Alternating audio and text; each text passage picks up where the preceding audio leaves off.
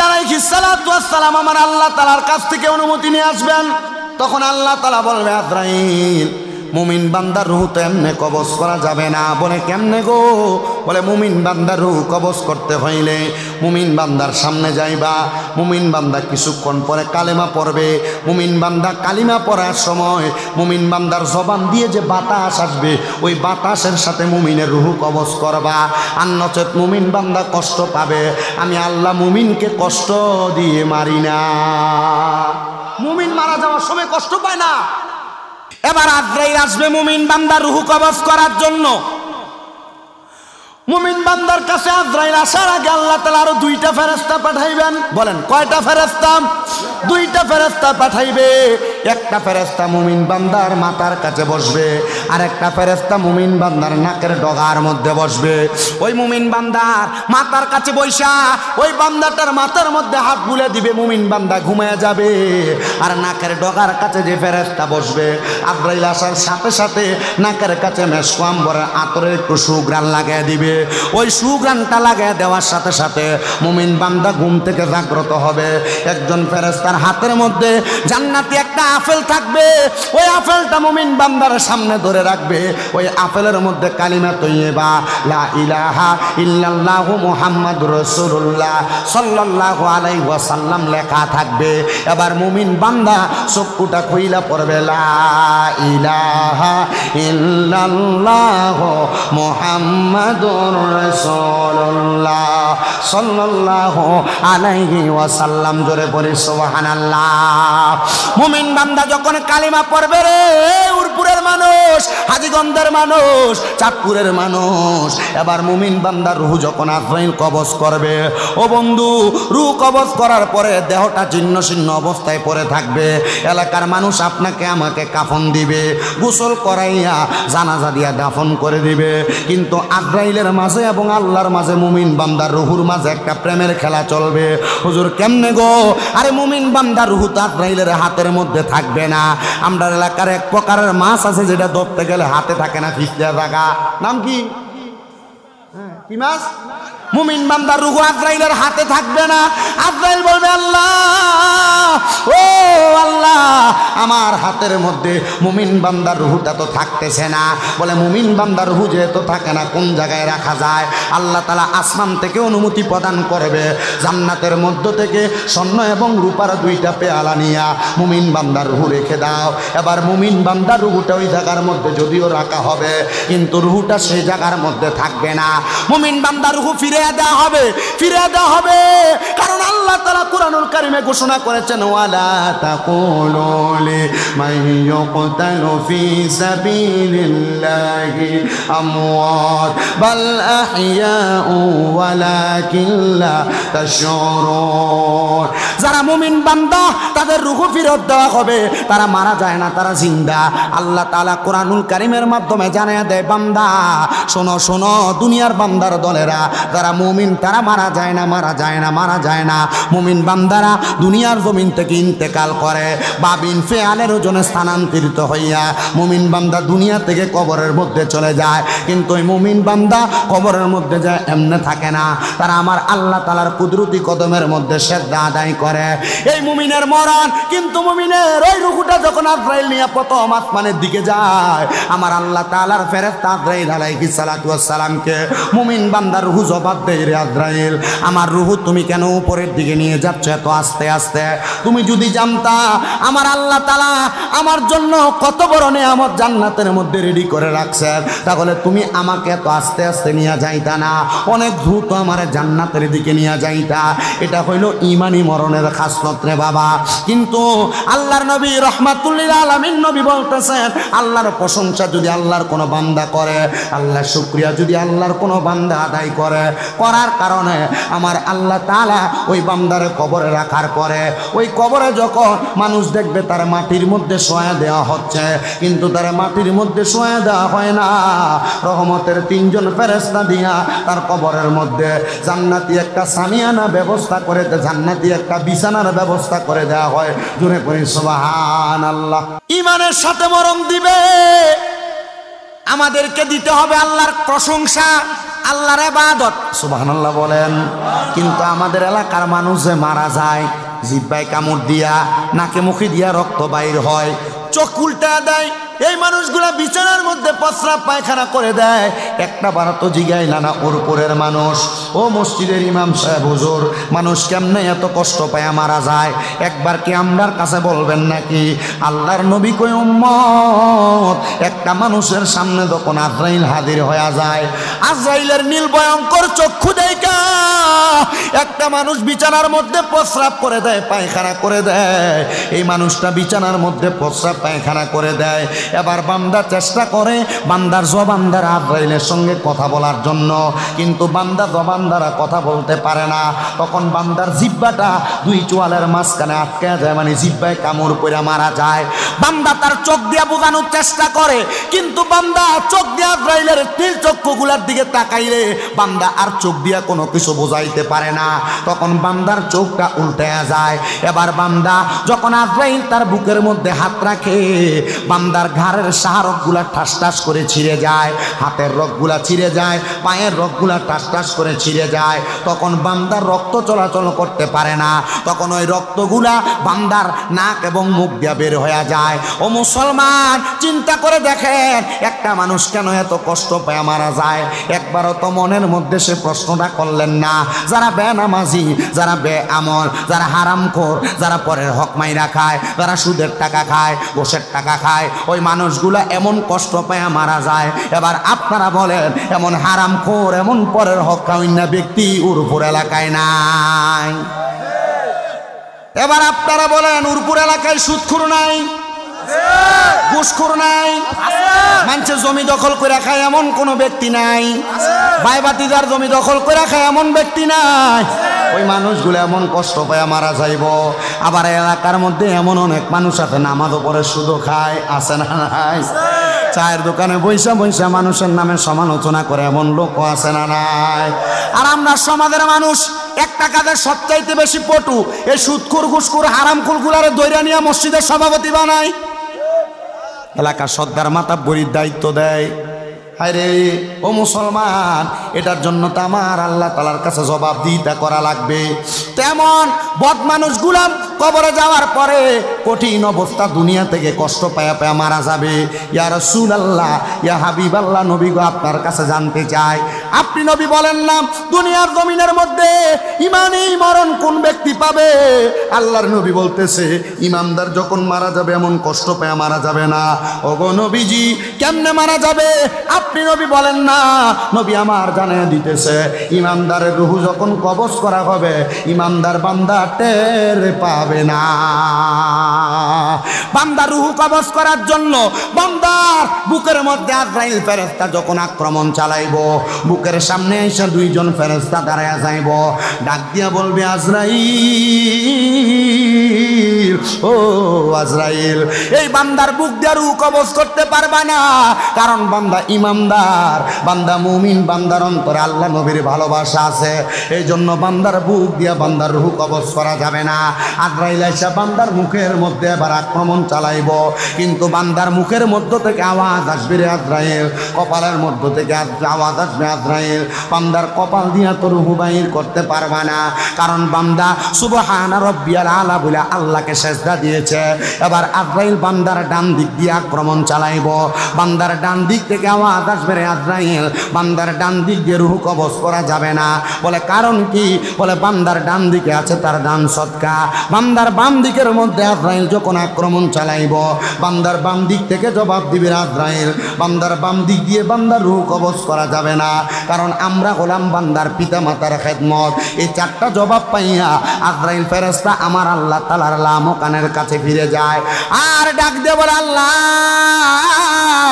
এই বান্দার রূহ তো কোনো দিক দিয়ে কবজ করা যায় না, যেই দিকে আক্রমণ চালায় ওই দিক দিয়ে ফেরেশতারা বাধা দিয়া দেয়। আমার আল্লাহ কয়, আজরাইল, বান্দা তো ইমানদার, বান্দা তো মুমিন, এই বান্দার রূহ সাধারণভাবে কবজ করা যাবে না।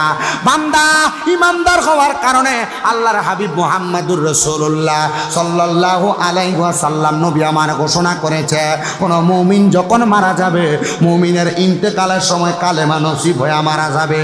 ও মুসলমান, আল্লাহর কাছে তো এখনো দোয়া করেন না আল্লাহ যেন মরণের সময় কালেমা নসিব করে ইন্তেকাল দেয়। মুমিন বান্দা মারা যাবে, আল্লাহ বলবে রে আজরাইল, মুমিন বান্দা রূহ কবজ করবা, অনুমতি নেওয়া লাগবে, অনুমতি নেওয়া লাগবে। আপনি যদি মুমিন হন, আপনি যদি নামাজি হন, আপনি যদি হালাল খানেওয়ালা হন, আপনি যদি পাক্কা ইমানদার হন, তখন আপনার রূহ নেওয়ার জন্য আজরাইল অনুমতি নিয়ে আসবে। জোরে বলেন সুবহানাল্লাহ। নবীজির 6টা হাদিস শরীফকে জাস্টিফাই করে আল্লাহর প্রশংসাকারী বান্দার 10টা নিয়ামত, 10টা পুরস্কার আমি একসাথে কইরা সব মাহফিলে চেষ্টা করি এই কথাগুলো বলে দেওয়ার জন্য, যেন মানুষগুলা ইমানের পথে, নামাজের পথে, কোরআন সুন্নাহর পথে আসার চেষ্টা করে। কারণ আমরা এলেম শূন্য মানুষ, যা বলবো আল্লাহ এবং তার রসুলের হাদিস, কোরআন এগুলা যাচাই করে যেগুলা বলে যাব, এগুলাকে আপনি আপনার জীবনের চলার পথের পাতে মনে করে যখন আপনার জীবন পরিবর্তন করবেন, তখন আপনি জান্নাতীদের পথ অনুসরণ করতে পারবেন, আর নচেত আপনি চলতে পারবেন, লাভ হবে।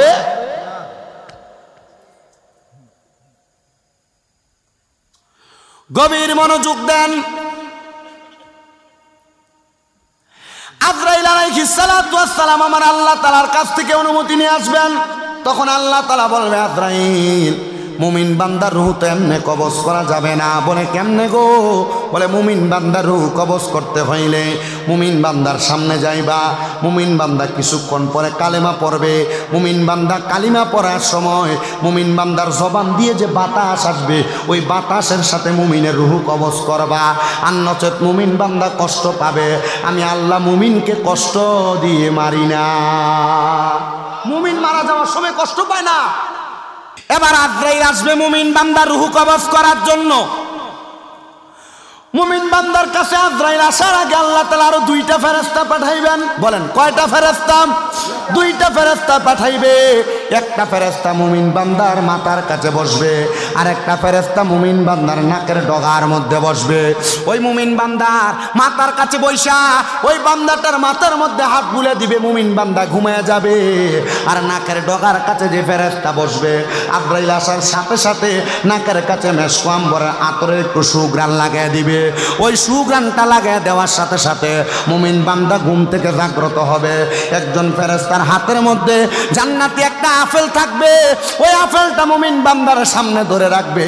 ওই আপেলের মধ্যে কালিমা তৈয়বা লা ইলাহা ইল্লাল্লাহু মুহাম্মাদুর রাসূলুল্লাহ সাল্লাল্লাহু আলাইহি ওয়াসাল্লাম লেখা থাকবে। এবার মুমিন বান্দা চক্ষুটা খুইলা পড়বে, লা ইলাহা ইল্লাল্লাহু মুহাম্মাদুর রাসূলুল্লাহ সাল্লাল্লাহু আলাইহি ওয়াসাল্লাম। জোরে পড়ি সুবহানাল্লাহ। মুমিন বান্দা যখন কালিমা পড়বে, রে উরপুরের মানুষ, হাজীগঞ্জের মানুষ, চাঁদপুরের মানুষ, এবার মুমিন বান্দার রূহ যখন আজরাইল কবজ করবে, ও বন্ধু, রূহ কবজ করার পরে দেহটা ছিন্ন ছিন্ন অবস্থায় পড়ে থাকবে। এলাকার মানুষ আপনাকে আমাকে কাফন দিবে, গোসল করাইয়া জানাজা দিয়া দাফন করে দিবে। কিন্তু আজরাইলের মাঝে এবং আল্লাহর মাঝে, মুমিন বান্দার রূহুর মাঝে একটা প্রেমের খেলা চলবে। হুজুর কেমনে গো? আরে মুমিন বান্দার রূহ তো আজরাইলের হাতের মধ্যে থাকবে না। আমরা এলাকার এক প্রকারের মাছ আছে যেটা ধরতে গেলে হাতে থাকে না, ফিসলে থাকা। নাম কি? কি মাছ? মুমিন বান্দার রূহ আজরাইলের হাতে থাকবে না। আজরাইল বলবে, আল্লাহ, ও আল্লাহ, আমার হাতের মধ্যে মুমিন বান্দার রূহটা তো থাকতেছে না। বলে মুমিন বান্দার রূহ যেহেতু থাকে না, কোন জায়গায় রাখা যায়?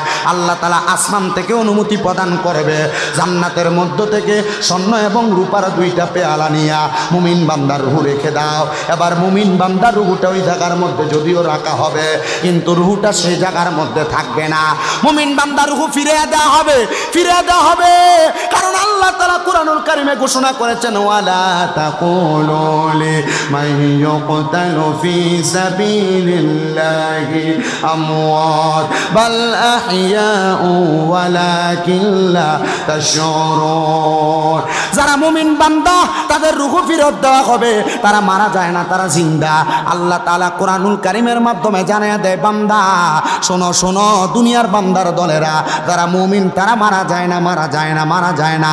মুমিন বান্দারা দুনিয়ার জমিন থেকে ইন্তেকাল করে বাবিন ফেয়ালের ওজনে স্থানান্তরিত হইয়া মুমিন বান্দা দুনিয়া থেকে কবরের মধ্যে চলে যায়। কিন্তু ওই মুমিন বান্দা কবরের মধ্যে যায় এমনে থাকে না, তারা আমার আল্লাহ তাআলার কুদরতি কদমের মধ্যে সেজদা আদায় করে। এই মুমিনের মরণ, কিন্তু মুমিনের ওই রুহুটা যখন আজরাইল নিয়ে প্রথম আসমানের দিকে যায়, আমার আল্লাহ তাআলার ফেরেশতা আজরাইল আলাইহিস সালাতু ওয়াস সালামকে মুমিন বান্দার রুহু জবাব দেয়, রে আজরাইল, আমার রুহু তুমি কেন উপরের দিকে নিয়ে যাচ্ছ এত আস্তে আস্তে? তুমি যদি জানতা আমার আল্লাহ তাআলা আমার জন্য কত বড় নিয়ামত জান্নাতের মধ্যে রেডি করে রাখছেন, তাহলে তুমি আমাকে এত আস্তে আস্তে নিয়ে যাইতা না, অনেক দ্রুত আমার জান্নাতের দিকে নিয়ে যাইতা। এটা হইল ঈমানি মরণের খাসলত রে বাবা।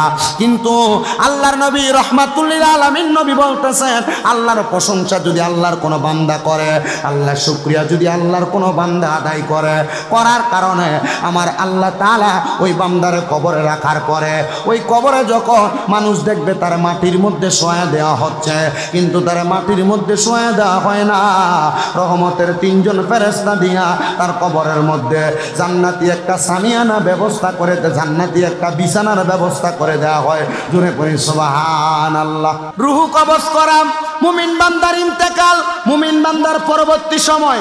কিন্তু মুমিনের কবর কি এই মাটিতে শোয়া দিয়েছেন যে দেখতেছেন, আসলে কি মাটিতে না জান্নাতি বিছানায়? বলেন না, কোন বিছানায়? জান্নাতি বিছানায় মুমিন বান্দাকে শোয়া দেওয়া হয়। মুমিন বান্দারে জান্নাতি বিছানায় শোয়া দেওয়ার পরে এবার ওই বান্দার কবরের মধ্যে 2 জন ফেরেশতা আগমন করে। ওই কবরের মধ্যে মাটি দেওয়া হয়, বাঁশ দেওয়া হয়। ওই কবরের মধ্যে বাঁশ এবং মাটিগুলা দেওয়ার পর মানুষ যখন চলে আসে, 2 জন ফেরেশতা বান্দার কবরের মধ্যে চলে আসে। ওই 2 জন ফেরেশতা মুনকার নকির যখন বান্দার কবরে আসবে, বান্দা তখন কবরের মধ্যে হাই হুতাশ করবে, কিন্তু কোনো মুমিন কবরে হাই হুতাশ করবে না। কারণ কি? মুমিন বান্দা 5 ওয়াক্ত নামাজ আদায় করেছে। ওই নামাজের পূর্ববর্তী সময় মুমিন বান্দা ওযু করেছে। নবীজি বলেছেন, আমার উম্মত কারা হবে? তারা ওযুর পানি না পাইলে তায়াম্মুম দ্বারা কইলো ওযু করে ইবাদত করবে, নামাজ আদায় করবে। নবীর উম্মতের 4 খাসলত, যেই কথাটা তাওরাত কিতাবের মধ্যে উল্লেখ করা হয়েছে। আল খাসাইসুল কুবরা কিতাবের মধ্যে নবীজির একটা হাদিস 4 জন বর্ণনাকারী বর্ণনা করেছে। বলেছে হযরতে মুসা আলাইহিস সালাতু ওয়াস সালামের কাছে এবং ওনার ভাই হারুন আলাইহিস সালাতু ওয়াস সালামের কাছে বলা হয়েছে, এমন কিছু উম্মত আগমন করবে যারা সূর্য দেখা নামাজ পড়বে, যারা ওযুর পরিবর্তে মানে পানি না পাইলে তায়াম্মুম করবে, যারা আল্লাহ রাসূলের কথা শুনলে জীবন কুরবান করার জন্য প্রস্তুত থাকবে, আর যারা দুনিয়ার জমিনের মধ্যে তাদের সম্পদগুলা আল্লাহর রাস্তার মধ্যে বিলীন করে দিবে। এই উম্মতগুলা হবে অনেক সম্মানিত, মর্যাদাবান। মুসা নবী দোয়া করছিল, আল্লাহ এই উম্মতকে আমারে দান করেন। আল্লাহ কয় না, এই উম্মত হবে আশরাফুল মাখলুকাত, এই উম্মত হবে আখিরি জামানার পয়গম্বর মুহাম্মাদুর রাসূলুল্লাহ সাল্লাল্লাহু আলাইহি ওয়াসাল্লামের উম্মত। মুসা নবী বলছে, আল্লাহ তাহলে এই উম্মতের 4টা খাসলতের মধ্যে একটা খাসলত আমার উম্মতকে দান করেন। আমাদের যে 4টা খাসলত উম্মতে মুহাম্মদী, এর মধ্যে থেকে কয়টা খাসলত? একটা খাসলত আমি মুসা নবীর উম্মতকে দান করেন। বলছে মুসা নবী পারা যাবে না। বলে কেন?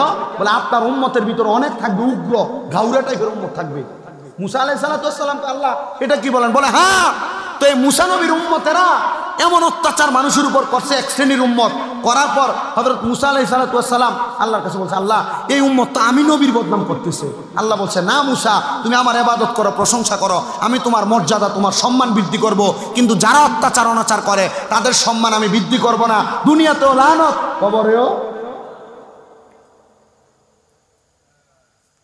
হযরতে মুয়াদ ইবনে আদনান নামক একজন ব্যক্তি ছিল মুসা নবীর জামানায়। মুয়াদ ইবনে আদনান, ও মুয়াদ ইবনে আদনান রাদিয়াল্লাহু তাআলা আনহু, উনি আল্লাহর কাছে দোয়া করছে, আল্লাহ মুসা নবীর উম্মতেরা আমারে খুব বিরক্ত করতেছে। খাসাইসুল কুবরাতে সরাসরি প্রথম খণ্ডে একবারে শুরুর দিক দিয়ে হাদিস শরীফটা। তো মুয়াদ ইবনে আদনান রাদিয়াল্লাহু তাআলা আল্লাহর কাছে, আল্লাহ আমারে আপনি এই মুসা নবীর উম্মতের জামানায় ফালাইলেন, এরা আমারে বেশি কষ্ট দিতেছে। এরা কি করে? বেশি কষ্ট দেয়। তো মুয়াদ ইবনে আদনান আল্লাহর কাছে দোয়া করে, আল্লাহ আমার এমন শক্তি দান করেন যে শক্তির কারণে মুসা নবীর উম্মতের সাথে আমরা যুদ্ধ করতে পারবো, মুসা নবীর উম্মতদের সাথে আমরা পাঞ্জা লড়তে পারবো। আল্লাহ কয়, মুয়াদ ইবনে আদনান তোমার দোয়া কবুল হয়ে গেছে। আল্লাহ তাআলা মাত্র 5 বছরের মধ্যে মুয়াদ ইবনে আদনানের স্ত্রীর গর্ভ থেকে সন্তান দিছে, একে একে করে দিতে দিতে দিতে দিতে জমজ 4টা 5টা হয় না সন্তান। মুয়াদ ইবনে আদনানের স্ত্রীর ঘরে 5 বছরের সন্তান হয়েছে 40টা। মারহাবা। দোয়া করছে কার কাছে? দিতে পারে নাই। 5 বছরে 40 সন্তান। মুয়াদ ইবনে আদনান বলে, আল্লাহ এই সন্তান পাইলাম, খুশি হইলাম, তবে এগুলার খাবারের ব্যবস্থা কেমনে করব? তবে আমি মুয়াদ ইবনে আদনান জানি আপনি হলেন আল্লাহু খায়রুর রাজিকিন, উত্তম রিজিক দাতা। আল্লাহ আপনি আমার সন্তানদের খাবারের ব্যবস্থা করবেন। আমার আল্লাহ তাআলা মুয়াদ ইবনে আদনানের ঘরের মধ্যে গায়েবী খানা দান করছে। সুবহানাল্লাহ কোন। মুয়াদ ইবনে আদনান বলে, আমার আব্বাজান ইন্তেকাল করার আগে আমারে মাত্র 3টা উট দিয়া গেছিল, কিন্তু আমার সন্তানগুলা জন্ম নেওয়ার পরে আল্লাহ তাআলা আমারে 3টা উটের দিয়া আরো অনেকগুলা বাচ্চা দান করাইছে। এত দুগ্ধ আমি বিক্রিও করতাম, 40 বাচ্চা নিয়ে খাইতাম, কিন্তু আমার এই দুগ্ধগুলা শেষ হইতো না। আমার সংসারের ভরণ পোষণ চলার সাথে সাথে আমি যেই দুধগুলা থাকতো এগুলা মানুষের মাঝে সদাকা করে দিতাম। মুয়াদ ইবনে আদনানের সন্তানগুলা বড় হওয়ার পর এখন শক্তি বাড়ছে না। মুয়াদ ইবনে আদনান যে মুসা নবীর উম্মত যেগুলো অত্যাচার করে, ওনার সন্তানদেরকে নিয়ে সব দিকে ফিরা শুরু করছে। ইচ্ছা মতো মারার পর যখন অত্যাচারী মানুষগুলা মারা গেছে, মুসা নবীর উম্মতের আরেক শ্রেণী আমরা লগে টিনে মারছে, যেহেতু এরারে মারছে চল আমরা প্রতিবাদ করে নিলে আমরাও মারবো। মুসা নবীর কাছে যে আবদার জানায়, মুসা নবী আপনারও উম্মতের এক অংশকে মেরে ফেলা হয়েছে, অনুমতি দেন আমরা মুয়াদ ইবনে আদনানের সন্তানদের সাথে যুদ্ধ করব। মুসা নবী কয় যাও। এই টাইমে আল্লাহ তাআলা সাথে সাথে মুসা নবীর কাছে ওহী প্রেরণ করছে, হে মুসা মুয়াদ ইবনে আদনানের বংশধররে মারবা না। বলে কেন? বলে মুয়াদ ইবনে আদনানের 40টা সন্তানের মধ্য থেকে যে কোনো একজনের বংশ তাইকা আমি আমার আখিরি নবীকে দুনিয়াতে পাঠাইব। এই 40 সন্তান থেকে যে কোনো একজনের মাধ্যমে। মুসা নবী বলে খামোশ, এদের সাথে যুদ্ধ করা যাবে না। বলে কেন? বলে এরা আল্লাহর খোদাই পাওয়ারওয়ালা। আমি মুসা নবী খান, এদের বংশের মধ্যে এমন একজন নবী আসবে যে নবীরে না বানাইলে আল্লাহ আমি মুসা নবীরে বানাইতো না।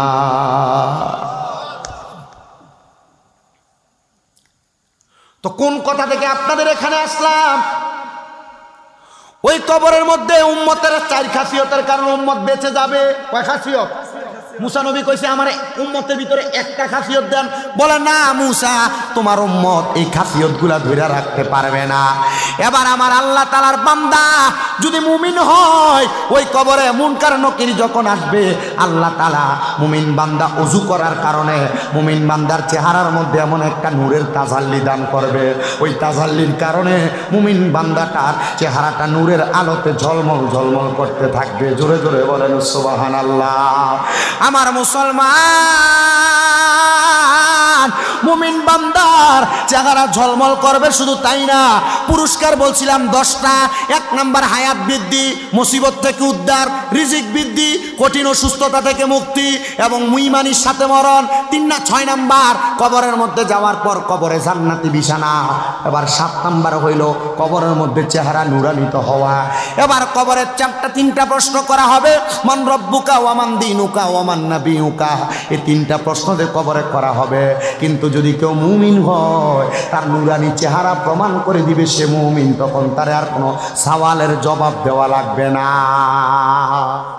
মুমিন হইলে চেহারা পুরি বলে দিবে এটা মুমিন বান্দা, এটার কোনো সওয়ালের জবাব লাগবে না। ও মুসলমান শুনেন শুনেন শুনেন, এটা হলো 8 নাম্বার পুরস্কার। 9 নাম্বার পুরস্কার হইল বান্দা যখন কবরে যাবে, বান্দার জন্য একটা জায়গা রেডি হয়ে যাবে, যেই জায়গাটার নাম হলো ফুলসেরাত। কোন মুমিন বান্দা ফুলসেরাতের সামনে যাইয়া বিসমিল্লাহ বলে তার ডান পাটা রাখবে, আর আলহামদুলিল্লাহ বলে বাম পাটা রাইখে চোখ খুইলা দেখবে বাম বান্দা ফুলসিরাত পাড়ি দিয়া দিছে। আকাশের মধ্যে বিদ্যুৎ যেমন ভাবে চমকায়, এমন ভাবে বিদ্যুৎ চমকাইতে যেই সময় লাগে বান্দা ফুলসিরাত পার হইতে সেই সময়ও লাগবে না। ফুলসিরাত পার হওয়ার পরে বান্দাকে বলা হবে ফা দাখালাল জান্নাত, বান্দা জান্নাতে প্রবেশ করো। আপনি আমি যদি মুমিন হই, আপনি আমি যদি পাক্কা ইমানদার হই, যদি হালাল খাই, যদি পরের হক মাইরা না খাই, যদি দুনিয়ার জমিনের মধ্যে পাক্কা ইমানদার মুত্তাকি হইতে পারে, তাইলে দেখবেন কবরের মধ্যে যাওয়ার পর আমার আল্লাহ তাআলা আপনাকে আমাকে কবরের শান্তির ব্যবস্থা করে দিবেন।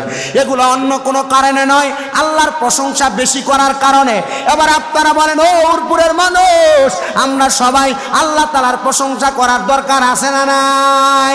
আল্লাহ পাকের প্যারা হাবিব মুহাম্মদুর রাসূলুল্লাহ সাল্লাল্লাহু আলাইহি ওয়াসাল্লামের প্রখ্যাত হাদিস বিশারদ হযরতে আব্দুল্লাহ ইবনে আব্বাস রাদিয়াল্লাহু তাআলা আনহু হাদিস বর্ণনা করেন।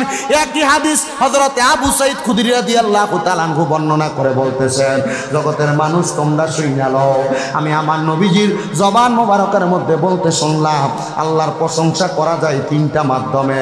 এক নাম্বার ওয়াবুদুল্লাহ, আল্লাহর ইবাদতের মাধ্যমে। এই ইবাদতের অন্তর্ভুক্ত নামাজ, এই ইবাদতের অন্তর্ভুক্ত রোজা, এই ইবাদতের অন্তর্ভুক্ত হলো কোরআন তেলাওয়াত। কিন্তু মুসলমান, আমরা সমাজের মানুষ এই তিনটা কাজের মধ্যে সবচাইতে বেশি অবহেলা। কেন মুসলমান বুঝি না ইবাদত অবহেলা? কেন মুসলমান বুঝি না রোজাতে অবহেলা? কেন মুসলমান বুঝি না দুনিয়ার জমিনে কোরআন তেলাওয়াত অবহেলা? এমন অবহেলা, এমন অবহেলা, এমন অবহেলা। এই অবহেলার কারণে অন্ধকার কবরে যাওয়ার পরে আপনি জান্নাত পাবেন বলে আমি আশা করি না। যেহেতু নবীর হাদিস থেকে পাইলাম আল্লাহর প্রশংসা করা যায় আল্লাহ তাআলার কোরআন তেলাওয়াতের মাধ্যমে। রাসূল সাল্লাল্লাহু আলাইহি ওয়াসাল্লামের হাদিস শরীফ যাচাই বাছাই করার পরে হযরতে আনাস ইবনে মালিক রাদিয়াল্লাহু তাআলা আনহুর হাদিস থেকে আমি এতটুকু জানলাম, যারা আল্লাহ ছাড়া কাউকে সেজদা করে, আল্লাহ ছাড়া অন্য কারোর নামে কোনো কিছু জবাহ করে, আল্লাহ ছাড়া দুনিয়ার জমিনের মধ্যে কারোর আনুগত্য করে, ওই মানুষগুলাকে আল্লাহ তাআলা দুনিয়ার জমিনের মধ্যে ক্ষতিগ্রস্ত হিসেবে ঘোষণা করেছেন। আর দুই নাম্বার, ওই ব্যক্তিদের কথা আল্লাহ তাআলা ঘোষণা করেছেন, রে বান্দারা, তোমরা যারা দুনিয়ার জমিনের মধ্যে সম্পদের মালিক, ওই সম্পদগুলা তোমরা বেহুদাভাবে তোমরা ব্যয় করো, কিন্তু তোমরা তোমাদের সম্পদগুলা আল্লাহর রাস্তার মধ্যে ব্যয় করো না। তোমরা দুনিয়ার জমিনের মধ্যে ক্ষতিগ্রস্ত বান্দা। তিন নাম্বার, ওই বান্দাগুলা ক্ষতিগ্রস্ত বান্দা, যেই বান্দাগুলা দুনিয়াতে চলাফেরা করা অবস্থায় ইবাদত করে, কিন্তু তাদের ইবাদতগুলো আল্লাহর কাছে কবুল হয় না। এই যাদের ইবাদত আল্লাহর কাছে কবুল হয় না, এই মানুষগুলা হলো তিন শ্রেণীর মানুষ। এক নাম্বার, যারা নামাজও পড়ে দুনিয়াতে হারাম খাবার ভক্ষণ করে। দুই নাম্বার, যারা নামাজও পড়ে ঘরের মধ্যে তাদের এই নামাজের কোনো কাজের মাধ্যমে তারা বহির্প্রকাশ ঘটায় না, মানে ইবাদত করে কিন্তু তার কর্মকাণ্ডগুলো ইবাদতকারী বান্দার কর্মকাণ্ড না। নামাজ পড়ে, তার বউ, তার সন্তান, মেয়ে এগুলা বেপরদাভাবে ঘোরাফেরা করে, তার পরিবারের মধ্যে হালালভাবে চলাফেরার কোনো রাস্তা দেখা যায় না। আর তিন নাম্বার, ওই মানুষটা নামাজ পড়ে কিন্তু মানুষটা নামাজটা লোক দেখানোর জন্য পড়ে, ওই মানুষটাও ক্ষতিগ্রস্তদের কাতারের মধ্যে রয়েছে। চার নাম্বার যে শ্রেণীর মানুষের কথা বলা হয়েছে, এমন অনেক মানুষ দেখবেন টাকা পয়সার মালিক, কিন্তু সে তার টাকা পয়সাগুলা, তার ধন সম্পদগুলা সে এমনভাবে রেখে দিছে তার পরিবারের জন্য ব্যয় করে না, তার পরিবারের জন্য খরচ করে না। সে চাইলে ভালো একটা জামা পরতে পারে, সুন্দর জামা কাপড় পরে না, এমনভাবে থাকে মনে হয় তার কোনো টাকা পয়সা নাই। সে চাইলে তার ঘরের মধ্যে তার পরিবারদেরকে ভালো খাবার খাওয়াইতে পারে, কিন্তু সে তার পরিবারদেরকে ভালো কোনো খাবার খাওয়ায় না। এটার কারণ হইল সে বখিলামি দেখায়। আল্লাহ তাআলা প্যারা হাবিব মুহাম্মদ সাল্লাল্লাহু আলাইহি সাল্লামের মাধ্যমে জানাইলেন, এরা হলো বখিল, বখিল, বখিল। ওই মানুষগুলার সম্পদের কারণে এরা জাহান্নামের মধ্যে চলে যাবে, এরা ক্ষতিগ্রস্ত। আমি আল্লাহ তাআলা এদেরকে লানত প্রদান করেছি, এদেরকে চিন্তাগ্রস্ত, হতাশাগ্রস্তদের কাতারে রেখেছে। আর পাঁচ নাম্বার, এমন বান্দাদের কথা আমার আল্লাহ তাআলা নবীজির হাদিসের মাধ্যমে জানিয়ে দিছে। এমন অনেক বান্দা সমাজের মধ্যে বসবাস করে, যেই বান্দারা দুনিয়ার জমিনের মধ্যে মায়ের গর্ভ থেকে দুনিয়াতে আসছেন, বাবার রক্ত চোষা টাকা পয়সা থেকে ওই সন্তানকে মানুষের মতো মতো মানুষ করা হয়েছে, কিন্তু সন্তানটা ওই আম্মা আব্বার উপর জুলুম করেছে, অত্যাচার করেছে, দুনিয়াতে ভাইয়ে ভাইয়ে ঝগড়া করে তাদের সঙ্গে অত্যাচার অনাচারের মধ্যে লিপ্ত হয়েছে। আল্লাহর হাবিব বলেন ওই মানুষগুলো এমন ক্ষতিগ্রস্ত, এমন ক্ষতিগ্রস্ত, এমন ক্ষতিগ্রস্ত দুনিয়ার বান্দারা শুনে নাও, যারা পিতা মাতার প্রতি এমন অবাধ্যতা প্রকাশ করে, পিতা মাতার প্রতি যদি অন্যায় অত্যাচার করে, খাবার দেয় না, ভাইয়ে ভাইয়ে ঝগড়া করে মা বাবাকে আলাদা করে দেয়, ওই সন্তানদের দুনিয়াতে এক নাম্বার যে সমস্যার সম্মুখীন হওয়া লাগবে, ওই সমস্যাটা হলো আমার আল্লাহ তাআলা ওই সন্তানকে অধিক পরিমাণ অর্থ দিবে কিন্তু প্রশান্তি দান করবেন না। টাকা পয়সার মালিক বানাবে কিন্তু তারা কি দিবে না? শান্তি দিবে না। নবীজির হাদিসে মুবারাকা আল্লাহর হাবিব সাল্লাল্লাহু আলাইহি ওয়াসাল্লাম নবী আমার বলেন, ভাগ্যবান সেই ব্যক্তি, ভাগ্যবান সেই ব্যক্তি, ভাগ্যবান সেই ব্যক্তি। নবীর হাদিস 3 বার বলছেন, ইয়া রাসূলুল্লাহ, কারা ভাগ্যবান আপনার কাছে জানতে চাই। নবী আমার বলতেছেন, যাদের পিতামাতা দুনিয়াতে বেঁচে আছে এবং ওই পিতামাতার খেদমতের মাধ্যমে সে জান্নাত হাসিল করতে পেরেছে। নবী আমার বলে, হতভাগা, কপাল পোড়া, কপাল মন্দ ওই ব্যক্তি, যেই ব্যক্তি দুনিয়ার জমিনের মধ্যে পিতামাতা বেঁচে থাকা অবস্থায় জান্নাত হাসিল করতে পারে নাই। ইয়া রাসূলুল্লাহ, ইয়া হাবিবাল্লাহ, বুঝতে পারলাম আপনার কথাটা।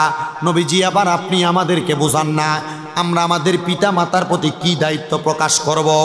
মনে করেন আপনার মা বাবা আপনাকে জন্ম দিয়েছে, বার্ধক্যজনিত বয়স, আপনি আপনার মা বাবার খাবার দাবারের দায়িত্ব যেমন নিবেন, আপনি আপনার আম্মা আব্বার ভরণ পোষণের দায়িত্ব তেমন নিবেন, আপনি আপনার আব্বা আম্মার খেদমতের দায়িত্বটা তেমন নিবেন। কিন্তু এমন কাজ করার সত্ত্বেও আপনি যখন দুনিয়াতে চলাফেরা করেন, নবীজি সাল্লাল্লাহু আলাইহি ওয়াসাল্লাম বলছেন, উম্মতেরা, এমন অনেক মানুষ আছে যাদের নিজের চলার পথের গতিসীমা ঠিক থাকে না, কিন্তু সেই ব্যক্তি তার পরিবারকে ঠিক করতে যায় তার গতিসীমা আলটায় পাল্টায় ফেলে। এই কাজগুলা করার কারণে আল্লাহ তাআলা তার লানত প্রদান করে। এবার নবীজির প্রখ্যাত হাদিস বিশারদ হযরতে ফতেহ আলী সুবহানী রহমতুল্লাহ আলাইহি, তিনি ভারতের গুজরাটে বসবাস করতেন। ফতেহ আলী সুবহানী রহমতুল্লাহ আলাইহি বলেন, জগতের মানুষ তোমরা শুনে নাও, আমি দুনিয়ার জমিনে অনেক মানুষ দেখেছি, অনেক মানুষ দেখেছি, কিন্তু এমন ইবাদতকারী কোনো বান্দা দুনিয়াতে দেখি নাই যে বান্দা আমার সামনে পড়েছিল, যার নাম হলো হযরতে হাম্মাদ রহমতুল্লাহ আলাইহি। সে আমাকে একদিন, আমি ফজরের নামাজের পরবর্তী সময়ে আল্লাহ তাআলার ইবাদতের মধ্যে মশগুলে ছিলাম, সে আমাকে আমার ঘরের মধ্যে আইসা বলতেছে, হে আল্লাহর বান্দা, আপনি তো দুনিয়ার জমিনের মধ্যে আল্লাহর নেক বান্দা হিসেবে পরিচিত, আপনি আমাকে একটা কথা বলেন, আপনি কি আমার ছোট্ট একটা উপকার করতে পারবেন? বলে, কি উপকার? বলে, আগামীকালকে দুপুর জোহরের নামাজের পরবর্তী সময় আপনি আমার ঘরে যাবেন, যা দেখবেন আমার ঘরের মধ্যে আমি মৃত অবস্থায় পড়ে আছি, ওই ঘরের মধ্যে যাইয়া আপনি আমার কাফনের ব্যবস্থা করবেন, গোসলের ব্যবস্থা করবেন, আমার দাফনের ব্যবস্থা করবেন। হুজুর বললেন, আমি নামাজরত অবস্থায়, ইবাদতরত অবস্থায় যখন হতাশাগ্রস্ত হইয়া বসে রইলাম, আমি ইবাদতে মশগুল হইয়া বসে রইলাম, আমার ভিতরে অনেক হতাশা কাজ করতেছে, আমি মশগুল হইয়া বসে থাকা অবস্থায় আমি ঘুমের জন্য তন্দ্রা লাইগা গেছে চোখের মধ্যে। এমন টাইমে ওই ব্যক্তি আমারে আমার ঘরের মধ্যে এসে এই কথা বলার কারণে আমি কেমন জানি অনুভব করতে লাগলাম। হঠাৎ আমার যখন নামাজের রত অবস্থায় জ্ঞানটা ফিরল, আমি মনে করলাম এটা মনে হয় আমি স্বপ্ন দেখছি। কি দেখছি? স্বপ্ন দেখছি। উনি বলেন, এটাকে আমি স্বপ্ন মনে কইরাম আমি আমার পরবর্তী সময়ের ইবাদত করতে লাগলাম। কিন্তু এর পরের দিন যখন আমি যোহরের নামাজ পড়লাম, অন্য সময় যোহরের নামাজের পরবর্তী সময় আমার অনেক কাজ থাকে, কিন্তু ওই দিন আমার আর কোনো কাজ আমার হাতের মধ্যে নাই। আমি এবার চিন্তা করলাম, যেহেতু ওই ব্যক্তি বলছে আমার পাশের এলাকার মধ্যে তার বাড়ি, সে যোহরের নামাজের পরে ওই জায়গায় মৃত অবস্থায় থাকবে, আমার দেখা দরকার ওই ব্যক্তি আসলে কি মৃত অবস্থায় আছে কিনা। হযরতে ফতেহ আলী সুবহানী বলেন, আমি যোহরের নামাজ আদায় করে যখন রওনা করলাম সামনের দিকে, পুরা এলাকার প্রত্যেকটা ঘরের দরজার সামনে আমি গেলাম। দরজার সামনে যাই আমি সালাম দিলাম, আসসালামু আলাইকুম ওয়া রাহমাতুল্লাহ। সব ঘর থেকে আমাকে সালামের জবাব দিল, কিন্তু সর্বশেষ আমি যেই ঘরের সামনে যে সালাম দিলাম ওই ঘর থেকে কোনো সালামের জবাব নাই। আমি এবার জবাব না পাইয়া মনে করলাম এ ঘরে মনে হয় কেউ নাই। আমি ঘরের সামনে থেকে চলে আসলাম। এমন টাইমে আমার দিমাগের মধ্যে আসলো, হায়রে ওই বান্দানা বলেছে সে মৃত অবস্থায় থাকবে, ওই বান্দা কেমন আছে কিভাবে আছে আমি একটু দেখা দরকার। এবার বান্দার ঘরের দরজার সামনে যাইয়া দরজার মধ্যে এমন জোর আঘাত করেছে, আঘাত কইরা বান্দার ঘরের মধ্যে প্রবেশ কইরা দেখি একজন বান্দা সেজদারত অবস্থায় পড়ে আছে। হযরতে ফতে আলী সুবহানী বলেন, আমি তার ঘরের মধ্যে যাইয়া তাকে সেজদারত অবস্থায় দেখা মনে করলাম সে যোহরের নামাজ আদায় করতেছে, কিন্তু তার সেজদা তো লম্বা, সে সেজদা থেকে মাথা উঠাচ্ছে না। আমি মনে মনে একটু চিন্তাগ্রস্ত হইয়া তারে ধরলাম, ধরার পরে দেখলাম কায়ত হইয়া নিচের দিকে পড়ে যাচ্ছে। আমি জিজ্ঞাসা করলাম, এ বান্দা তুমি কেন কোনো কথা বলো না? তখন দেখলাম তার কোনো জবাব নাই। তার নাকের মধ্যে, মুখের মধ্যে, চোখের মধ্যে আমি তোলা দিয়া দেখলাম। আমি বুঝতে পারলাম এই ব্যক্তি দুনিয়ার জমিনের মধ্যে নাই। এই ব্যক্তি আমাকে বলছে মৃত অবস্থায় পড়ে থাকবে, সে তো ইন্তেকাল করেছে। ইন্না লিল্লাহি ওয়া ইন্না ইলাইহি রাজিউন। ইন্তেকাল করা ব্যক্তিটা কবরের মধ্যে দুনিয়ার জমিনে পড়ে আছে। উনি বলেন আমি তার কাফনের ব্যবস্থা করলাম। রিয়াজত করে কাটাইছেন, এমন ইবাদত করেছেন, এমন ইবাদত করেছেন, তার পূর্ববর্তী সকল ইবাদতের জন্য আমার আল্লাহ তাআলার কাছে ক্ষমা চাইছেন। বয়স্ক বাবারা, যুবক বন্ধুরা, জীবনে অনেক নামাজ আপনার কাজা হয়েছে, এই কাজা নামাজ আপনি পড়েন কিনা আমি জানি না। আপনার নামাজ অনেক ছেড়েছেন, এই নামাজগুলো আপনি আদায় করেন কিনা আমি জানি না। তবে আমি একটা বুদ্ধি শিখিয়ে দিতে পারি, একটা ইবাদত করলে আপনার কাজা নামাজগুলো আদায় হবে। এই নামাজটার নাম হলো উমরি কাজা নামাজ। হুজুর আছে না উমরি কাজা নামাজ? কত নামাজ আপনারা ছাড়ছেন, এখন নামাজ পড়তেছেন। আগে যে নামাজগুলা ছুটছে ওই নামাজগুলো আপনার কবুল হওয়ানোর জন্য এখন আপনি কি করবেন? ওই নামাজগুলার ঘাটতি কেমনে পূরণ করবেন? ওলামায়ে কেরাম একসাথে একটা সিস্টেম তৈরি করে দিয়েছেন, একটা নিয়ম নির্ধারণ করে দিয়েছেন। কোনো মানুষ যদি মসজিদের মধ্যে প্রবেশ করে ফজরের নামাজের সুন্নতরা পড়ার আগবর্তী সময় অথবা পরবর্তী সময় 2 রাকাত করে উমরি কাজা নামাজ আদায় করে, তার পূর্বের প্রত্যেক বছরের প্রত্যেক দিনের প্রত্যেক ওয়াক্তের নামাজগুলা আদায় করা হয়ে যাবে। সুবহানাল্লাহ বলেন। এজন্য প্রত্যেক নামাজের সুন্নত নামাজের পরবর্তী সময়ে আপনারা চেষ্টা করবেন 2 রাকাত করে নামাজ আদায় করার জন্য। এই নামাজটা আদায় করলে দেখবেন আপনার পূর্ববর্তী নামাজ যা সেরেছেন এই নামাজগুলো আপনার আদায় হয়ে যাবে, এই নামাজগুলার কাজা আদায় হয়ে যাবে। হযরতে ফতে আলী সুবহানী বলেন, সে 21 বছর মানুষের চোখের আড়ালে ছিল, 21 বছর পর্যন্ত চোখের আড়ালে ছিল। সে 21 বছর এই ঘরের মধ্যে লুকিয়ে লুকিয়ে ইবাদত করেছে, তবে তার কোনো খবর আমরা তোমাদের কাছে দিতে পারবো না। শোনো ও জগতের মানুষ, তোমরা শুনে নাও, দুনিয়ার জমিনের মধ্যে চলাফেরা করা অবস্থায় সে তোমাদের সাথে যেভাবে চলুক আর না চলুক, সে যে নামাজ আদায় করেছে তোমরা মুসলমান হিসেবে উচিত তার নামাজের জানাজার মধ্যে উপস্থিত হওয়া। সবাই একসাথে ওই ব্যক্তির জানাজার নামাজের মধ্যে উপস্থিত হইয়া তার জানাজার নামাজ পড়া তারা যখন দাফন করার জন্য গেলেন, হযরতে ফতে আলী সুবহানী রহমতুল্লাহ আলাইহি বলেন, তার কবরের মধ্যে তোমরা কেউ নামা লাগবে না, আমি একা তার কবরের মধ্যে নামবো। কারণ কি? বলে তার কবরে যদি কোনো বেনামাজি নামে, তার কবরে যদি দুনিয়ার জমিনের কোনো নিকৃষ্ট ব্যক্তি নামে, বেআমল ব্যক্তি নামে, হয়তোবা এই আল্লাহর বান্দা এটাকে পছন্দ করবে না।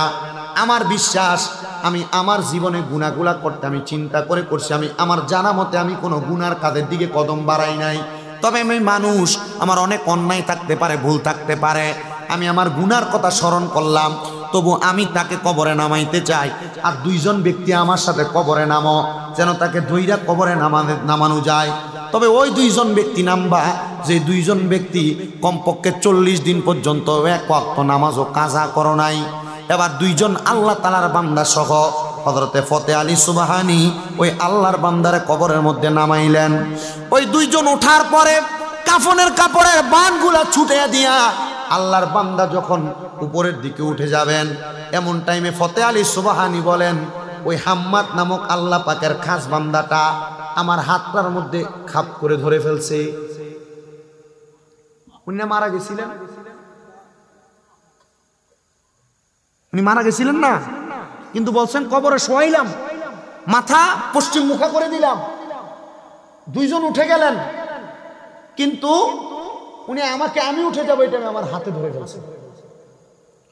উনি আমার হাতে ধরে উঠে বসলেন।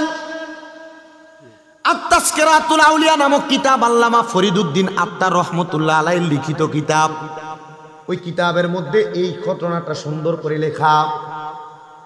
উনি কবর থেকে এভাবে উঠে বৈশা আমার কাছে বললেন, হে আল্লাহর বান্দা ফাতে আলী সুবহানী, শোনো, আমি ইন্তেকাল করার পরে আল্লাহ তাআলা যদি আমাকে আমার 21 বছরের ইবাদতের জন্য কোনো জাযা প্রদান করে, মানে কবরে যাওয়ার পর আমাকে আল্লাহ তাআলা যদি কোনো নেয়ামত দান করে, কবরে যদি জান্নাত দান করে, আল্লাহ তাআলার অসংখ্য নিয়ামত হুর গিলমান আমারে দান করে, তাহলে আমি তোমার কাছে এই কিছু কিছু দানের, কিছু কিছু রহমতের, কিছু কিছু বরকতের ভাগ আমি তোমাকে দিব। ফাতে আলী সুবহানী বলে, আমি ওনাকে কবরে আবার দেখলাম, শুয়ে গেল নিজে নিজে। আমি অবাক দৃষ্টিতে তাকাইলাম আর চিন্তা করলাম, এই ব্যক্তি কেমন ব্যক্তি, মারা গেল আবার আমার হাতে ধরে বসে গেল। আমি ওই দিন থেকে টানা 3 দিন পর্যন্ত ঘুমাই নাই। এ 3 দিন আমি আল্লাহ তাআলার অঢেল পরিমাণে ইবাদত করে কাটাইলাম।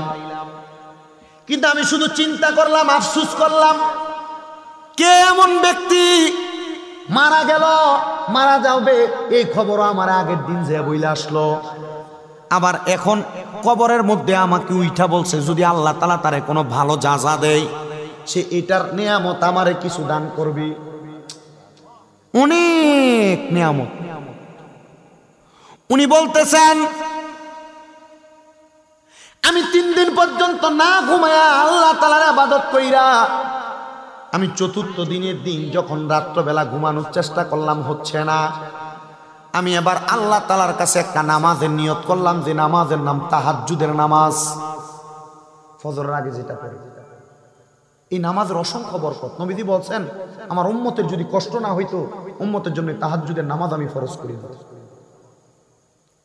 মা বোন যারা পর্দার আড়ালে শুনছেন, সন্তান হয় না, আপনার স্বামীর কামাই রুজিতে বরকত হয় না, ঘর থেকে রোগ বালা মুসিবত ছাড়ে না, 3 মাস 5 ওয়াক্ত নামাজের সাথে তাহাজ্জুদের নামাজ পড়বেন, আপনার সব সমস্যার সমাধান হবে। অনেকে বিদেশ যাওয়ার চেষ্টা করেন, যাইতে পারেন না, তাহাজ্জুদের নামাজ পড়বেন, 3 মাস ব্যবস্থা হয়ে যাবে। অনেকে অভাবে পড়ে আছেন, টেনশনে পড়ে আছেন, তাহাজ্জুদের নামাজ পড়বেন, সব দূর হয়ে যাবে। অনেকের কঠিন রোগে আক্রান্ত, তাহাজ্জুদের নামাজ পড়বেন, 3 মাস সময় আল্লাহ তাআলা আপনার রোগ থেকে মুক্তি দান করবেন। উনি বলেন, আমি তাহাজ্জুদের নামাজে দাঁড়াইলাম, 2 রাকাত নামাজ পড়লাম, 4 রাকাত নামাজ পড়লাম, 6 রাকাত নামাজ পড়লাম, 8 রাকাত নামাজ পড়লাম, 10 রাকাত নামাজ পড়লাম, 12 রাকাত নামাজ আমি পড়লাম। পড়ার পর সুবহানাল্লাহ ওয়ালহামদুলিল্লাহ লা ইলাহা ইল্লাল্লাহ আল্লাহু আকবার লা শারিকা লাহু লাহুল মুলকু ওয়া লাহুল হামদু ইউহয়ী ওয়া ইউমীতু ওয়া হুয়া আলা কুল্লি শাইইন কাদির।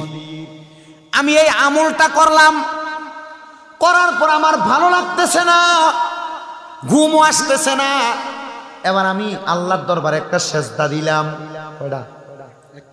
সেজদা দিয়ে আমি কোনো কিছু বলি না, ঘুমানোর চেষ্টা করলাম।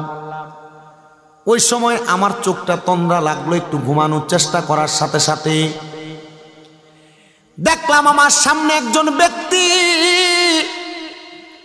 তার ডাইনে বামে সামনে পেছনে রহমতের ফেরেশতারা ঘোরাফেরা করতেছে, আর ওই ব্যক্তি সুন্দর করে করে হাঁটতেছে, তার যা মন চাইতেছে তাই করতেছে। আমি ওনাকে জিজ্ঞাসা করলাম, আপনার পরিচয় কি?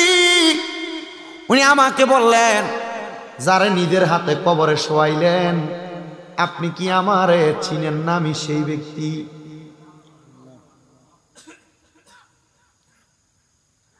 বলে আপনার কবরের অবস্থা কেমন? উনি বলে আমার কবরের অবস্থা আল্লাহ তাআলা এত সুন্দর করে দিয়েছে, আমি দুনিয়ার মানুষের কাছে এটা বইলা বোঝাইতে পারবো না।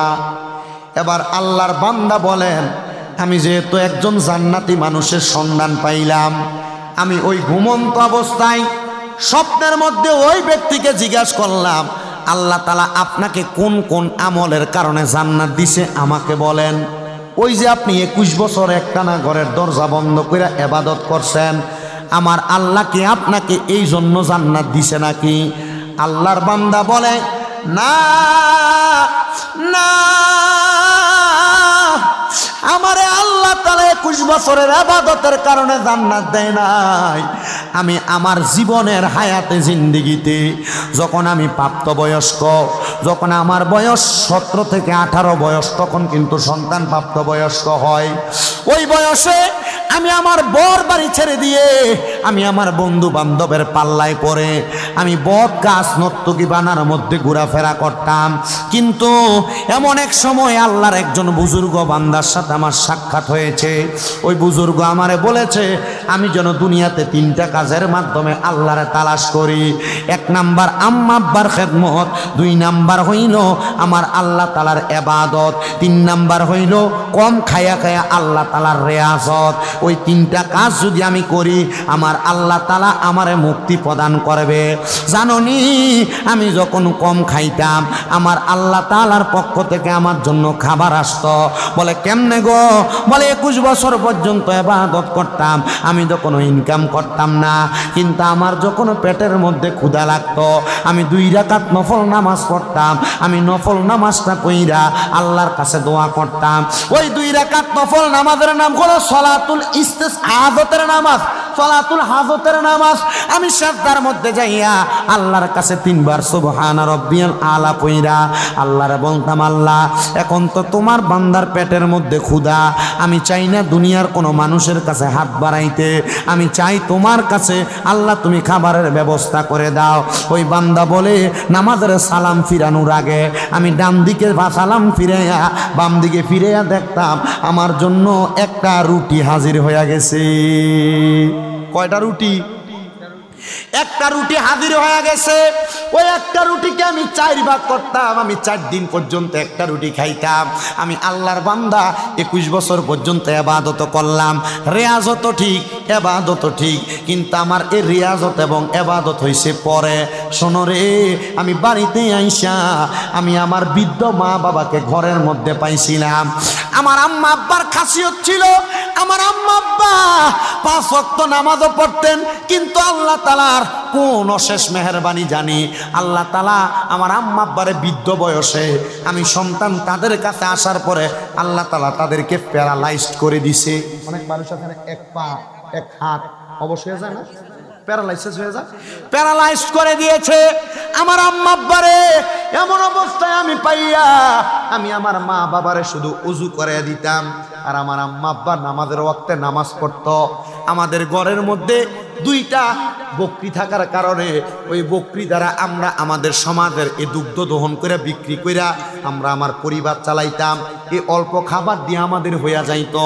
আমি আমার আল্লাহর কাছে জিজ্ঞাসিত করেছিলাম, আল্লাহ কেন আপনি আমারে জান্নাত প্রদান করেছেন? আল্লাহ তাআলার পক্ষ থেকে আওয়াজ দেয়, বান্দা জান্নাত প্রদান করা হয়েছে এই কারণে তুমি যে তোমার বৃদ্ধ মা বাবাকে তুমি ওযু করাইয়া দিছো। কি করে দিছে? ওযু করে দেওয়ার কারণে মাত্র জান্নাত। নামাজ পড়ছিল কয় বছর? 21 বছর। ওইটার কারণে আল্লাহ জান্নাত দেয় নাই, সে বলতেছে।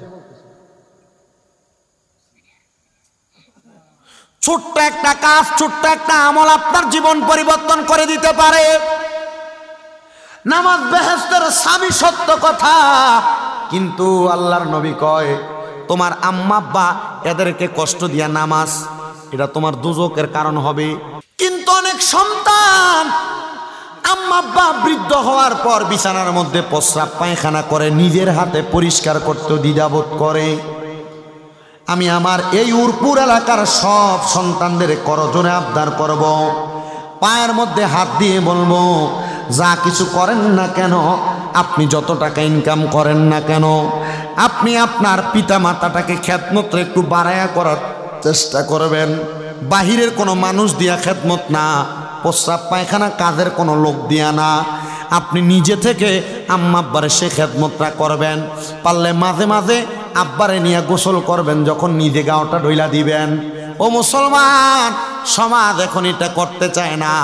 আব্বার সঙ্গে কতদিন পর্যন্ত তুমি সন্তান সুন্দরভাবে ব্যবহার করো নাই, একবার চিন্তা করো। আব্বারে কতদিন পর্যন্ত লোকমা দিয়া খাওয়াইয়া দেও নাই, চিন্তা করো। আব্বার সঙ্গে ভালো ব্যবহার হয় নাই, কতদিন চিন্তা করো। এই জন্য আমি আমার এই হাজীগঞ্জের উলপুর এলাকার ভাই বাবাদের কাছে বলে দিতে চাই, এ আমার উলপুরের যুবক ভাইয়েরা, আব্বা আম্মার মনে কষ্ট দিয়া, আব্বা আম্মারে ভাত না দিয়া, আব্বা আম্মারে জুদা কইরা দিয়া, দুনিয়ার জমিনের মধ্যে কেউ যদি তাদের মা বাবার মনে কষ্ট দিয়া 5 ওয়াক্ত নামাজ পড়ে কবুল হবে না, রোজা রাখে কবুল হবে না, হজ করলে কবুল হবে না, দান সদকা করলে কবুল হবে না। ওয়াদা করেন এখান থেকে বাড়িতে যাবেন আর আম্মা আব্বার কদমগুলার মধ্যে ধরবেন, ধরে বলবেন, মা আমি সন্তানকে আপনি ক্ষমা করে দেন, আব্বা আমি সন্তানকে আপনি ক্ষমা করে দেন। যতক্ষণ পর্যন্ত মা বাবা মুখ দিয়ে বলছে ক্ষমা করে দিছি, ততক্ষণ পর্যন্ত আম্মা আব্বার কদম ছাড়বেন না। আজকের মাহফিল কবুল হবে কি হবে না এটার গ্যারান্টি আমি আপনাদেরকে দিতে পারবো না, তবে একটা কথা বলতে পারি, আগামীকালকে যখন দেখবেন এলাকার কোনো বয়স্ক মুরব্বী বাবা দোকানে বলে, হ্যাঁ শামীম দাদার কথা শুই না আমার সন্তান রাত্রবেলা আমার পায়ে ধরে মাপ চাইছে, কোনো মহিলা একজন আর একজনে বলে, শামীম দাদার কথা শুই না আমার সন্তান আমি মায়ের পায়ে ধরে মাপ চাইছে, কিন্তু আমার সন্তান কোনোদিন আমি মায়ের সাথে অন্যায় করে নাই, আমি বাবার সাথে অন্যায় করে নাই। দেখবেন মনে করবেন মাহফিল কবুল হয়ে গেছে। মুসলমান ওরপুরের বাবা, আম্মা আব্বা আপনার কাছে টাকা পয়সা চায় না, আম্মা আব্বা চায় আপনি আপনার আম্মা আব্বারে যথেষ্ট সম্মান করেন। অনেকে তো চিন্তা করে, হুজুর যাদের বাড়িতে বাবা আছে তারা বাড়িতে যাইয়া বাবার পায়ে ধরে মাপ চাইব, যাদের বাড়িতে মা আছে তারা বাড়িতে যাইয়া মার পায়ে ধরে মাপ চাইব। আমার আব্বা নাই, আমার আম্মা নাই, আমি কার পায়ে ধরে মাপ চাইব? সন্তান চিন্তা করবেন না, আখিরি মুনাজাতের মধ্যে রব্বির হামহুমা কামা রব্বায়ানি সগীরা ওয়াকুর রব্বির হামহুমা কামা রব্বায়ানি সগীরা বইলা যখন আপনি আল্লাহ তাআলার কাছে চোখের পানি ছাইরা দিয়া কান্না করবেন, নবী আমার বলে, উম্মত ওই একটা ফোঁটা পানি মাটিতে পড়ার আগে আমার আল্লাহ তাআলা ওই সন্তানের মা বাবার জীবনের গুনাহ মাফ করে দেয়। আজকের মাহফিলে যারা বসছেন মা নাই, আজকের মাহফিলে যারা বসছেন বাবা নাই, মাহফিল শেষ করে বাড়িতে যাবেন, সবার মুখ দেখবেন কিন্তু মা বাবার মুখ দেখবেন না। মুনাজাতের মধ্যে শুধু আম্মা আব্বার জন্য খাস করে করে দোয়া করবেন, আল্লাহ তাআলা যেন আপনার আম্মা আব্বাকে মাফ করে দেয়। আর যাদের মা বাবা বেঁচে আছে পায়ে ধরবা, ততক্ষণ পর্যন্ত বলছে মাফ করে দিছি, ততক্ষণ পর্যন্ত আম্মা আব্বার পাও ছাড়বা না। বলে কেন? কারণ এই মা বাবা সন্তানের কাছে লাখ টাকা চায় না, স্বর্ণ গয়না চায় না, দামি খাবার চায় না। মা বাপ চায় তাদের সন্তান প্রাপ্তবয়স্ক, সুন্দর একটু ব্যবহার করুক। আপনি যে আপনার বাপ মারে ধমক দেন, আপনি যে আপনার আব্বা আম্মার সাথে উগ্র ব্যবহার করেন, বউয়ের সাথে ঝগড়া করেন, আম্মা আব্বার সঙ্গে খারাপ ব্যবহার করেন, লাভ কি? এটার কারণে আপনি আল্লাহর কাছে জবাবদিহিতা করা লাগবে। নারায়ণগঞ্জের একজন মহিলা কিছুদিন পরে পরে আমার কাছে কল দিয়া ওনার স্বামীর জন্য দোয়া চাই, স্বামীটা মারা গেছে। ওই মহিলা আমারে বলছে, হুজুর আমার স্বামী যখন, আমার সন্তান মাত্র 1.5 বছর বয়স, আমার স্বামী মারা গেছে। আমি এই ছেলের দিকে তাকাইলাম, বিবাহ বসি নাই, হুজুর আমার এই সন্তানটার আমি বড় কষ্ট কইরা আমার আসলের সাথে বাইন্দা মানুষের বাড়িতে বাড়িতে কাজ কইরা আমি আমার এই সন্তানটাকে মানুষ করছি। হুজুর দোয়া করবেন, দোয়া করবেন। কিন্তু এই সন্তানটা বিবাহ করছে অল্প কিছুদিন হয়, গার্মেন্টসে চাকরি করতো, ওই গার্মেন্টসের একটা মাইয়াকে বিয়া করার পরে ওই মাইয়ার প্রেসারের কারণে সন্তান প্রথম কয়েকদিন আমার বাড়িতে ছিল, কিন্তু ওই সন্তান এখন আর আমার বাড়িতে থাকে না। আমি মারে বইলেও যায় নাই, স্ত্রীর কথা শুই না সন্তান তার বাবার বাড়িতে পাশে একটা বাড়িতে ভাড়া থাকে। হুজুর ওই দিন আমি আমার সন্তানটারে আমি নারায়ণগঞ্জের একটা বাজারের কথা কি যেন বলছে নামটা ভুলে গেছি, ওই বাজারের মধ্যে আমার ছেলেরে দেখে আমি তারা ডাক দিলাম। হুজুর আমার ছেলে আমার সাথে কথা বলতে লাগলেন, কিন্তু দেখলাম তার স্ত্রীটা তার দিকে ফিরে তাকানোর কারণে সে আমার সাথে আর কথা বলে নাই, মুখটা ঢাকনা দিয়া আমি মায়ের কাছ থেকে চলে গেছি। আমি মা ওই ছেলেটার পায়ের মধ্যে জড়ায়া দইরা বলছি, রে আব্বা আমি মা তুই সন্তানের কামাই খাইতে চাই না, আমি মা তোর ইনকামের 1 টাকাও আমি বক্ষণ করতে চাই না। পুত্রে তোর কাছে আমার আবদার হইল তুই বাহিরে থাকিস না, তুই আমার বাড়িতে থাক, তুই আমার বাড়িতে থাক। আমি মা যেন সকালে একবার তোর মুখটা দেখি, বিকালে একবার তোর মুখটা দেখি, কারণ আমার কলিজা চিরা ধন তুই ধন রে আমি না দেখলে আমি মার কলিজাতে শান্তি লাগে না। তোর জন্য না আমি আমার যৌবন বিসর্জন করে দিছি। সন্তান আপনার মা আপনার জন্য তার আসলে যৌবন বিসর্জন করছি। অনেক সময় আপনি সন্তানকে নিয়ে ঝগড়া করে আপনার মা খাবার খায় নাই, আপনি সন্তানকে নিয়ে ঝগড়া করে আপনার মা আদর নিয়ে এমনভাবে ছিল, এমনও রাত্র গেছে আপনার মা ভালো করে ঘুমাইতে পারে নাই। আপনি সন্তান মা জননীর কাঁধে লাথি দিছেন, পেটে লাথি দিছেন। আপনার আব্বা সারাদিন পরিশ্রম করে আসতো, আপনি সন্তান আপনার আব্বা জানের কানের কাছে কান্না করতেন, বাবা ঘুমাইতে পারে নাই। কেন আপনি সন্তান ওই আম্মা আব্বারে এই বয়সে আইসা কষ্ট দিবেন? আবদার জানাই, পারলে দেন পাও আপনার সামনে আমার সামনে দিয়া দেন, আমি আমার জিব্বাটা লাগাইয়া আপনি সন্তানের পাও পরিষ্কার করে দিব। তবু আজকের মাহফিল থেকে আমি কি শিখাইতে পারছি জানি না। এই ওয়াদাটা কইরা যাবেন আপনারা যে শ্রোতা মণ্ডলীরা আছেন, যে আমরা কোনোদিন আম্মা আব্বার সাথে কটু কথা বলবো না, ধমক দিব না, আম্মা আব্বারে জুদা করব না। আম্মা আব্বারে ঘরের মধ্যে থেকে যদি আলাদা করে থাকি, এখান থেকে বাড়িতে যাইয়া আম্মা আব্বারে বাড়িতে আমার ঘরে আইনা দিব, আমার ঘরে আইনা 3 বেলা খাবার আমার ঘরে করে দিব। দেখবেন এমন নিয়ামত আল্লাহ তাআলা আপনারে বাড়াইয়া দিবে, এমন নিয়ামত আল্লাহ তাআলা আপনারে বাড়াইয়া দিবে, ওই নিয়ামতের কথা আপনি কল্পনাও করতে পারবেন না। আমার সাথেরই একটা ছেলে কুমিল্লা বরুড়াতে বাড়ি, নাম ইসমাইল। তার মা বাপ বলছে, হুজুর আমার ছেলেটা বিদেশ যাইতে চায়, আমার বাজারের দোকান আছে, হুজুর আমি আমার ছেলেরে বলছি ছেলে যেন বিদেশ না যায়, বাজারের দোকান সামলায়। আমি তারে আজকেও বলছি বিদেশ যাওয়ার দরকার নাই, আম্মা আব্বা যেহেতু চাই তুই দেশে থাক, তোর আম্মা আব্বার কথাটা শুই না, বিদেশের টাকা দেখবি তুই দেশে কামাই করতে পারস। কারণ মা বাপ এমন নিয়ামত, আল্লাহর নবী রহমতের নবী কয় হুমা জান্নাতুকা হুমা নারুকা। শোনো মানুষ, এই মা বাবা তোমার জান্নাত, এই মা বাবা তোমার জাহান্নাম। যদি চাও মা বাপরে দিয়া জান্নাত কামাই করতে পারবা, যদি চাও মা বাপরে দিয়া জাহান্নাম কামাই করতে পারবা। এজন্য আবদার জানাই, ওই মা বাবার প্রতি সম্মান রাইখা আম্মা আব্বারে তাজিম করবেন, আম্মা আব্বার প্রতি ইজ্জত সম্মান করবেন। আর যদি টাকা পয়সা থাকে, আম্মা আব্বারে বড় হজ করাইতে পারেন আর না পারেন, মা বাপ তো আপনার অনেক সম্পদ দিয়া যাবে, মা বাপরে যে বুদ্ধি দিবেন, সম্পদের একটা কোনা দিয়া বেচ্ছা, আব্বা আপনি একটু উমরা হজটা করে আসেন, মক্কা মদিনা দেখে আসেন। সন্তান এই কথা বলবো দূরের কথা চিন্তা করে, মা বাপ জমি বেচতে আমরা ভাগের মধ্যে কম পইরা যাইব না, না না। ওই মা বাপ যদি সম্পদের একটা অংশ বেচ্ছা মক্কা মদিনা যায় হজ করবার লাইগা, মা বাপ মক্কার গিলাফে দূরে দূরে দোয়া করব, মা বাপ মক্কা শরীফের দরজার মধ্যে দূরে দূরে দোয়া করব, আব্বা মদিনা শরীফে সালাম দিয়া দিয়া দোয়া করব। আর ওই জায়গায় দোয়া করলে দোয়া কবুল হবে, গ্যারান্টি আছে। আল্লাহ তাআলা ওই আল্লাহর কাবা ঘর আপনাদের মা বাবারে দেখানো, আপনারা দেখার তৌফিক দান করুন। আর আপনারা যারা বয়ান শুনছেন, এই বয়ানের উপর ভিত্তি করে মা বাবার প্রতি যদি কোনো অবহেলা, অবদৃষ্টি, কুদৃষ্টি থাইকা থাকে, এগুলো উঠাইয়া আম্মা আব্বার সাথে সম্পর্কটা যেন আল্লাহ তাআলা ঠিক গলাগলি এমন মুহাব্বতের সম্পর্ক করে দেয়, পড়ে না আমিন। ওয়াকিরি দাওয়ানা আনিল হামদুলিল্লাহি রাব্বিল আলামিন। সবাই আমার সাথে রসুলকে দাঁড়ায় সালাম দেন, ইয়া নবী।